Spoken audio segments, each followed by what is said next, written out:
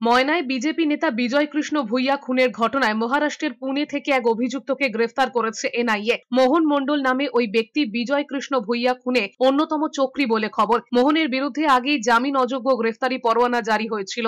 এর আগে মামলায় নবকুমার মণ্ডল ও শুভেন্দু ভৌমিক নামে দুই তৃণমূল কর্মীকে গ্রেফতার করা হয়। 2023-এর 1 মে ময়নার বিজেপির বুথ সভাপতি বিজয় কৃষ্ণ ভুইয়াকে অপহরণ করে খুনের অভিযোগ ওঠে। গভীর রাতে বাড়ি থেকে বেশ কিছুটা দূরে বিজয় কৃষ্ণর দেহ উদ্ধার হয়। হাইকোর্টের নির্দেশে বিজয় কৃষ্ণ ভুইয়ার খুনের তদন্ত করছে এনআইএ। বিগত দিন বাগচা গ্রাম পঞ্চায়েতে যেভাবে দেখে বিজেপির কার্যকর্তাকে নৃশংসভাবে হত্যা করেছে, সেই হত্যার প্রতিবাদে আমরা বহু জায়গায় বহু আইনি প্রশাসন লড়াই করেছি। আজকে কলকাতা হাইকোর্ট যে রায় দিয়েছে, যে এনআইএ তদন্ত দিয়েছে, এনআইএ তা সঠিকভাবে তদন্ত করছে